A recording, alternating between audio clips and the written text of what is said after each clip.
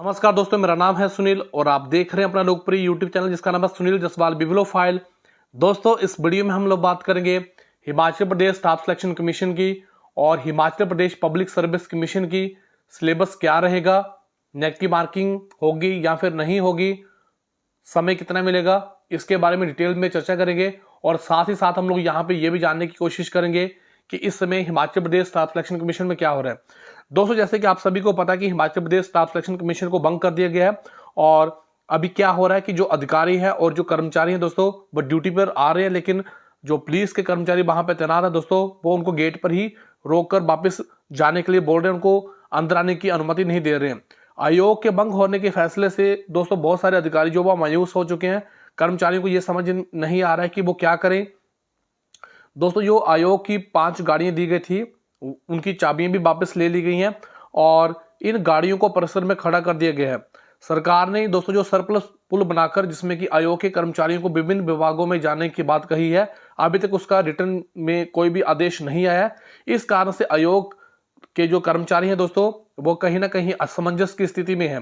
तो यहाँ पे जो कर्मचारी चयन आयोग को भंग कर दिया गया था उसकी वजह से कर्मचारियों को भी प्रॉब्लम क्रिएट हो रही है, लेकिन यहाँ पे साथ ही साथ तो जो एस्पिरेंट्स हैं उनको भी कंफ्यूजन क्रिएट हो चुकी है कि वो सिलेबस जो वो कैसे कवर करें, नेगेटिव मार्किंग होगी या फिर नहीं होगी, अभी पेपर का स्टाइल किस तरह से होगा।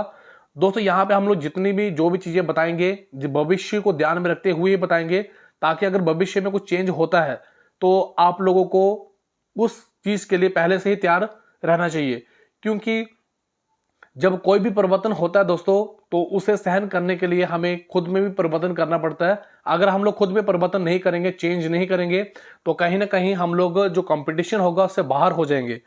दोस्तों, जैसे कि मैंने आपको पहले ही बताया कि एचपीएसएससी को भंग करने के बाद अब तैयारी कैसे करें। अब भर्तियों का काम जैसे कि Himachal Pradesh public service commission के माध्यम से किया जाएगा और पब्लिक सर्विस कमीशन जो क्लास ए क्लास बी की भर्तियां कंडक्ट करवाता है। लेकिन दोस्तों यहाँ पे सबसे इंपॉर्टेंट चीज मैं भी आपको बताने वाला हूं, जैसे कि Himachal Pradesh public service commission HS का पेपर कंडक्ट करवाता है, नायब तहसीलदार के पेपर कंडक्ट करवाता है और बहुत सारे ऐसे एग्जाम कंडक्ट करवाता है जो ए और बी क्लास में आता है। लेकिन साथ ही साथ दोस्तों यहाँ पे जो सबसे इंटरेस्टिंग फैक्ट है कि Himachal Pradesh public service commission जो है वो अलाइड का पेपर भी कंडक्ट करवाता है जो कि क्लास 3 में आता है।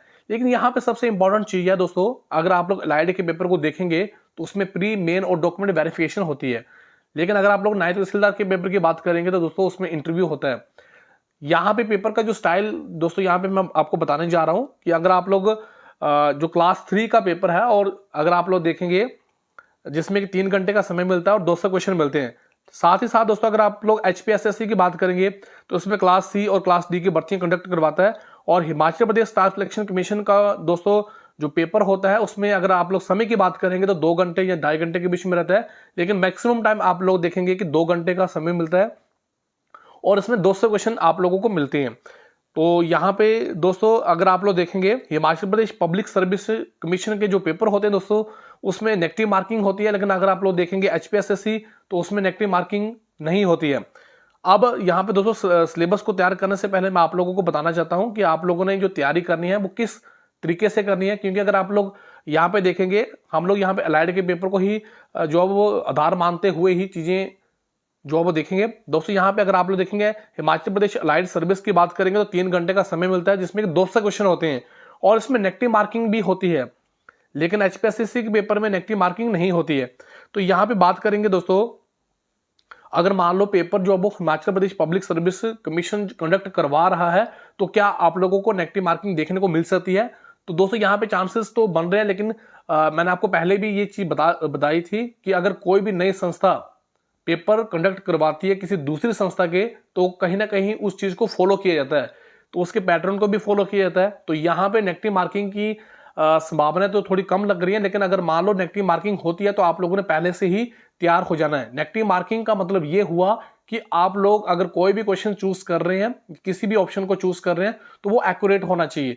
अगर ऑप्शन तभी एक्यूरेट होगा कि जब आप लोगों की तैयारी अच्छे तरीके से होगी। लेकिन दोस्तों यहाँ पे अपनी तैयारी को अच्छे तरीके से करने के लिए आप लोगों को किन किन चीजों को ध्यान रखना चाहिए। दोस्तों अब जो सिलेबस आप लोग तैयार करेंगे उसको गहराई से पढ़ना पड़ेगा। अगर मान लो आप लोग ज्योग्राफी का सिलेबस ही तैयार कर रहे हैं तो उसमें यह नहीं होगा कि आप लोगों ने सिर्फ एक लाइन को पढ़ा तो वो आपका तैयार हो गया। आप लोगों ने उसे गहराई में जाके डिटेल में चीज़ों को ध्यान से पढ़ना है।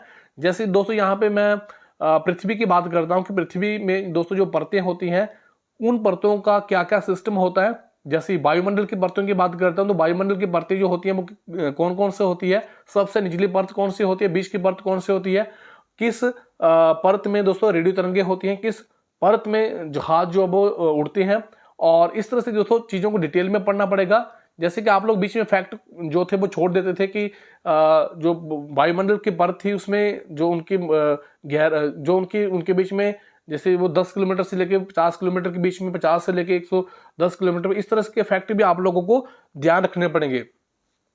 दोस्तों फैक्ट के साथ साथ आप लोगों को कॉन्सेप्ट भी बिल्ड करना पड़ेगा कि जैसे ये वायुमंडल की परतें हैं तो इनका क्या महत्व है, ये किस तरह से हमें प्रभावित करती हैं। जैसे ओजोन परत है वो हमें किस तरह से प्रभावित करती है, तो वो किस तरह से हमारा बचाव करती है। तो यहाँ पे कुल मिला के बात यही होगी कि आप लोगों को फैक्ट के साथ साथ कॉन्सेप्ट भी बिल्ड करने पड़ेंगे। तो मैंने जो पिछली वीडियो बनाई थी तो उसमें मैंने आप लोगों को बताया था कि अगर आप लोगों ने डिटेल में तैयारी करनी है तो एनसीईआरटी की किताबों को बेस बनाकर ही आप लोग अच्छे तरीके से तैयारी कर सकते हैं। हालांकि बहुत सारे बच्चे ऐसे थे जो सिर्फ कुछ किताबों का चुनाव करते थे और वहीं से पेपर जो थे वो क्लियर करते थे। लेकिन यहाँ पे जब इस तरह की स्थितियां पैदा हो जाती हैं तो आप लोगों को खुद को मजबूत बनाना पड़ता है और अपने जो आपका लेवल होता है दोस्तों उसको हाई करना पड़ता है। अगर आप लोग यहाँ पेपर के लेवल की बात करेंगे तो कहीं ना कहीं वो भी उसका लेवल जो होगा वो इंक्रीज होगा। कंपटीशन की बात करेंगे तो वो तो ऑटोमेटिकली ही इंक्रीज होगा, क्योंकि बहुत लंबे समय से बच्चे जो वो इंतजार कर रहे हैं और बहुत सारे बच्चे जो वो लंबे समय से तैयारी भी कर रहे हैं। दोस्तों यहाँ पे सबसे इंपॉर्टेंट चीज ये भी रहेगी कि अगर मान लो जैसे मैंने आपको बताया कि एचपीएसएससी और Himachal Pradesh public service commission, इन दोनों के क्वेश्चंस पेपर को आप लोगों को देखना पड़ेगा। इंपॉर्टेंट टॉपिक जो वो निकालने पड़ेंगे, पेपरों जो क्वेश्चंस का लेवल है वो भी आप लोगों को देखना पड़ेगा कि किस लेवल तक जो वो प्रश्न पूछे जा रहे हैं। अब दोस्तों यहाँ पे आपको हर सब्जेक्ट के लिए स्पेशल रणनीति बनानी पड़ेगी और चीजों को डिटेल में पढ़ना पड़ेगा। जैसे हिस्ट्री का सब्जेक्ट होगा तो दोस्तों इसमें देखना पड़ेगा, जैसे अगर आप लोग देखेंगे तो जो एचएस का पेपर होता है तो दोस्तों उसमें मॉडर्न हिस्ट्री का ज्यादा वेटेज रहता है। लेकिन अगर आप लोग एचपीएसएससी के पेपरों की बात करेंगे तो उसमें आप लोगों का एशियन हिस्ट्री जो प्राचीन भारत है उसका ज्यादा वेटेज रहता है। तो इन चीजों को कंबाइन करके ही आप लोगों को पढ़ना पड़ेगा। आप ऐसा नहीं कर सकते कि एक चीज को छोड़ दिया और दूसरे को अच्छे तरीके से मजबूत कर लिया, क्योंकि जब तक ऑफिशियल नोटिफिकेशन नहीं आ जाता है तब तक आप लोगों को अपनी तैयारी को डिटेल में करना पड़ेगा और हर एस्पेक्ट्स को आप लोगों को ध्यान में रखते हुए ही तैयारी करनी पड़ेगी। दोस्तों यहाँ पे सबसे इंपॉर्टेंट चीज है कुछ यहाँ पे कोर सब्जेक्ट रहते हैं। जैसे मैंने आपको बताया था इंग्लिश आपका सब्जेक्ट जो है वो, चाहे Himachal Pradesh public service commission की बात करेंगे तो वहां पे भी उसका रोल रहता है। लेकिन वो दोस्तों अगर आप लोग कुछ जैसे मैं एलाइड की बात कर रहा हूँ तो उसमें एलाइड के पेपर में जो है वो इंग्लिश का रोल नहीं रहता, उसमें जीके का रोल रहता है, जीएस का रोल रहता है। तो इसलिए आप लोगों को ये भी चीजें ध्यान में रखनी पड़ेंगी कि क्या आप लोगों ने इंग्लिश को तैयार करना है या फिर आप लोगों ने उन सब्जेक्ट को तैयार करना है जो इंपॉर्टेंट है। जैसे यहाँ पे सबसे इंपॉर्टेंट चीज मैं आपको बताने जा रहा हूँ कि हिमाचल जीके दोस्तों, चाहे वो एलाइड का पेपर हो, चाहे एनटी का पेपर हो, चाहे एचएस का पेपर हो, चाहे वो एचपीएसएससी का पेपर हो, उसमें हिमाचल प्रदेश जीके का रोल बहुत जो है वो इंपॉर्टेंट हो जाता है। और फिर दोस्तों आप लोगों ने हिस्ट्री का रोल देखेंगे तो मैंने आपको पहले ही बताया कि हिस्ट्री का रोल भी काफी इंपॉर्टेंट हो जाता है।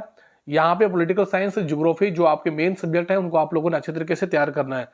अब यहाँ पे कुछ चीजें ऐसी भी हैं जैसे कि रीजनिंग की बात करेंगे या फिर आप लोग देख सकते हैं साइंस की बात करेंगे तो इसमें थोड़ा सा वेटेज कम रहता है, लेकिन आप लोगों ने इनको भी अच्छे तरीके से तैयार करना है। लेकिन यहाँ पे जो मेन कोर सब्जेक्ट हैं जिनका वेटेज ज्यादा है उनको आप लोगों ने अच्छे तरीके से तैयार करना है। और यहाँ पे मैंने आपको ये भी बताया है कि आप लोगों ने भविष्य में आपको समय कितना मिल सकता है। तो यहाँ पे दोस्तों तीन चीजें मैंने यहाँ पे आप लोगों को बताई है कि सिलेबस को आप लोगों ने कंबाइन करके ही पढ़ना है, एचपीएसएससी को भी ध्यान में रख के पढ़ना है और Himachal Pradesh public service commission को भी ध्यान में रखते हुए पढ़ना है। नंबर 2 पे दोस्तों यहाँ पे समय की बात की जा रही है तो समय जैसे मैंने एलाइड के पेपर को ही बेस माना तो उसमें 3 घंटे का समय मिलता है। लेकिन आप लोगों ने जो अब जब भी आप लोग तैयारी कर रहे हैं तो आपकी तैयारी जो वो अच्छी होनी चाहिए। इसके लिए आप लोग जैसे दोस्तों जो आर्मी की तैयारी करते हैं तो वो जिस प्रकार से उनको समय मिलता है, लेकिन वो समय जो जैसे मान लो उनको 1 मिनट मिलता है या फिर 2 मिनट मिलते हैं तो वो 2 मिनट के हिसाब से तैयारी नहीं करते, वो कम समय में ज्यादा आउटपुट निकालने की बात करते हैं। तो जैसे यहाँ पे मैं आपको बता रहा हूँ 2 और 3 घंटे के बीच की बात कर रहा हूँ तो आप लोगों ने 2 घंटे को ही ध्यान में रखते हुए ही तैयारी करनी है। बात करेंगे नेगेटिव मार्किंग की, तो जब आप लोग अभी तैयारी करेंगे तो इससे ये फायदा होगा कि आपकी तैयारी जो वो अच्छे तरीके से हो जाएगी, क्योंकि नेगेटिव मार्किंग में कहीं ना कहीं प्रश्न गलत होने की संभावना रहती है अगर आप लोगों को ऑप्शन का नहीं पता है। तो जब आप इस समय तैयारी करेंगे तो अच्छे से तैयारी करेंगे और रिवीजन बार बार करेंगे, जो भी पढ़ेंगे उनको अच्छे से पढ़ेंगे। तो ये दोस्तों आज मैंने आप लोगों को इस वीडियो के माध्यम से फ्यूचर में जो होने वाली चीज़ें हैं वो आपको बताने की कोशिश की है। हालांकि आप लोग ऑफिशियल नोटिफिकेशन का वेट करें, जब तक ऑफिशियल नोटिफिकेशन नहीं आ जाता है तब तक आप लोग अपनी तैयारी को अच्छे तरीके से जारी रखें, क्योंकि जब भी कमीशन बहाल होगा, जो कुछ भी आप लोगों को नई एजेंसी देखने को मिलेगी, जब भी पेपर आप लोगों के कंडक्ट होंगे, तो उस समय आपको समय बहुत कम मिलेगा। कंपटीशन ज़्यादा होने की वजह से दोस्तों आप लोगों की तैयारी भी हाई लेवल पे होनी चाहिए। तो इसलिए मैंने आपको पहले से ही तैयार कर दिया इस चीज़ के लिए। तो दोस्तों ये आज का वीडियो था। फिर भी अगर आपके मन में कोई प्रश्न है तो कमेंट बॉक्स में जरूर टाइप करें। दोस्तों ये वीडियो आपको कैसा लगा, आप अपनी राय कमेंट बॉक्स में जरूर बताएं। आप लोगों ने मुझे इतना समय दिया, आप सभी का बहुत बहुत धन्यवाद। थैंक यू वेरी मच दिल से।